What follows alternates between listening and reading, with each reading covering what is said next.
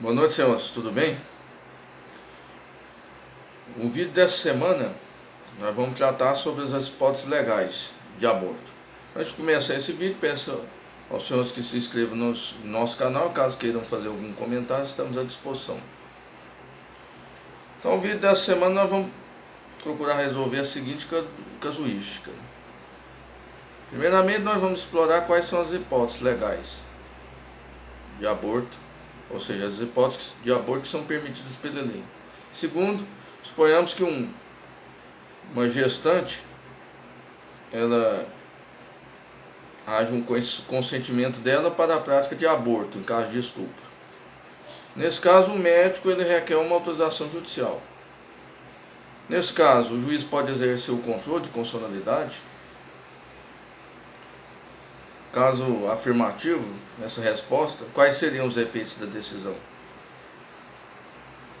E para que a decisão tenha efeitos erga omnes e vinculantes, ou seja aplicada em todos os casos, o que deve ser feito? Então nós vamos procurar nesse vídeo responder essas questões, bem como quais as teses que o juiz poderia alegar para declarar a inconstitucionalidade do aborto em caso de estupro. Então nós vamos procurar responder essas perguntas no vídeo dessa semana. Então, primeiramente, quais são as hipóteses de aborto permitidas pela lei? São três hipóteses. Duas são expressamente previstas pela lei, no artigo 128, incisos 1 e 2 do Código Penal.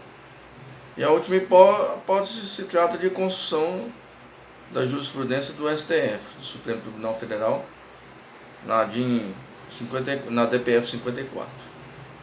Ou seja, a primeira hipótese é o aborto terapêutico necessário, ou seja, quando for imprescindível para salvar a vida da gestante, ou seja, deve haver laudo médico comprovando que o aborto ele é indispensável para salvar a vida da gestante. Nesse caso, se trata de um estado de necessidade que tem natureza jurídica de causa excludente de licitude, uma vez que dois bens jurídicos do mesmo patamar em conflito, ou seja, a vida do feto e a vida da gestante. Nesse caso, a lei optou pela vida da gestante. Então, não há violação do princípio da proporcionalidade. A segunda hipótese seria o aborto sentimental em caso de estupro. Nesse caso, deve haver o consentimento da gestante e, geralmente, os médicos eles requerem uma autorização judicial, até mesmo para se resguardarem. E a última hipótese é o aborto em caso de anencefalia, ou seja, o feto que tem má formação no cérebro. Essa hipótese foi admitida pelo STF na DPF, Ação de Descumprimento do Preceito Fundamental 54, e tem natureza jurídica de excludente do próprio fato típico. Então, superado esse primeiro passo, quanto ao controle de constitucionalidade, o juiz de primeiro grau ele pode exercer o controle difuso de constitucionalidade. Ele pode entender que o artigo 128, inciso 2 do Código Penal, que admite o aborto em caso de estupro, ele é inconstitucional. Só que essa decisão só tem efeito no caso concreto, ou seja, por se tratar de um controle difuso de constitucionalidade incidental, ele só abrange a causa de pedido e não o pedido. Então essa declaração de constitucionalidade ela deve ser feita na fundamentação da decisão, ela não pode abranger o dispositivo. Portanto, essa decisão do juiz ela não vai fazer coisa julgada, só vai valer no caso concreto para impedir a autorização judicial para que o médico pratique o aborto em caso de estupro. Então, nesse caso, o juiz de primeiro grau ele pode exercer o controle difuso de constitucionalidade. Não obstante, para que essa decisão tenha efeitos vinculantes erga omnes, seria necessário que um dos legitimados do artigo 103 da Constituição Federal propusesse uma ação direta de constitucionalidade perante o STF para declarar a inconstitucionalidade do artigo 128, inciso 2 do Código Penal. Então, nesse caso, é o controle concentrado de constitucionalidade. Então, esse controle faz coisa julgada, material, e ele abrange o próprio dispositivo da decisão. Então, se o STF declarar a inconstitucionalidade do artigo 128, inciso 2, vai valer para todos os casos.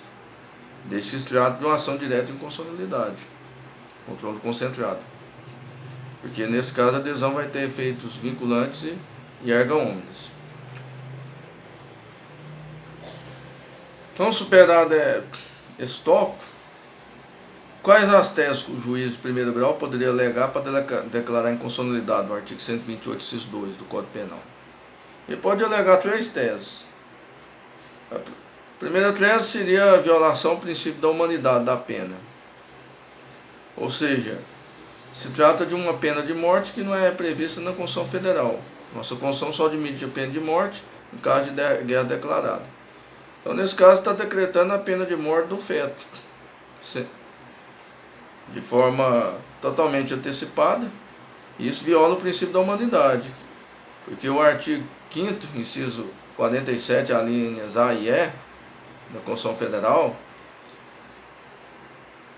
eles não admitem pena cruel, no caso do aborto do feto, em caso de estupro, seria uma pena cruel, uma pena de morte, que não é prevista na Constituição Federal, uma vez que não se trata de guerra declarada. Então, primeira tese poderia ser alegada a violação ao princípio da humanidade. A segunda tese poderia alegar também a violação ao princípio da intranscendência da pena. Ou seja, o feto está sendo punido por conduta de terceiro. Ou seja, o agente que praticou o crime é que deveria ser punido criminalmente, e não o feto. O feto ele não praticou o estupro. Então ele está sendo punido, inclusive com a pena de morte, uma pena bastante cruel, pelo fato cometido por terceiro. Então isso viola o princípio da intranscendência da pena. E esse princípio está no artigo 5º, inciso 45 da Constituição Federal. Ou seja, a pena está transcendendo os limites do autor que praticou o crime. Ou seja, o feto está respondendo, inclusive com a própria vida, por um crime praticado por um terceiro. Então essa tese também poderia ser alegada. E a última tese que poderia ser alegada é a violação do princípio da proporcionalidade. Ou seja, a confronto entre dois bens jurídicos, a vida do feto e a dignidade sexual da mulher. Nesse caso eu entendo que deve prevalecer o direito à vida do feto, por ser um bem jurídico primordial, que é a vida humana, e também porque o direito da criança ele possui prioridade absoluta, e essa prioridade absoluta ela é garantida pelo artigo 227 da Constituição Federal e também pela Convenção dos Direitos da Criança Internacional, que é ratificada pelo Brasil. Então o juiz poderia alegar essas 3 teses para declarar a inconstitucionalidade incidental do aborto em caso de estupro: violação ao princípio da humanidade da pena, violação ao princípio da intranscendência e violação ao princípio da proporcionalidade. E o aborto em caso de anencefalia, eu entendo também que ele é inconstitucional porque ele viola o direito à vida do feto. Ou seja, embora uma norma penal não incriminadora ela não esteja limitada ao princípio da reserva legal, o princípio da reserva legal estabelece que só a lei federal pode legislar sobre direito penal. Só que quanto à norma não incriminadora, como o aborto em caso de em caso de anencefalia, conforme foi decidido na DPF 54, entendeu que a exclusão de fato típico, ou seja, se trata de uma norma penal não incriminadora.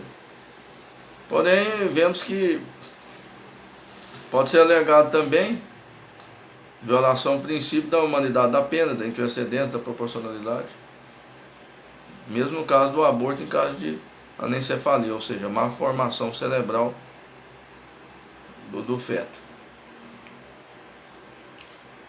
E para concluir o assunto, entendo que o juiz de primeiro grau, desde que haja o consentimento da gestante, o médico ele requer uma autorização judicial para praticar o aborto, em caso de estupro, o juiz ele pode se recusar a conceder essa autorização judicial e, inclusive, nesse pedido judicial ele pode declarar a inconstitucionalidade incidental do artigo 128, inciso 2 do Código Penal, por violar o princípio da humanidade da pena, da intercedência da pena e da proporcionalidade da pena.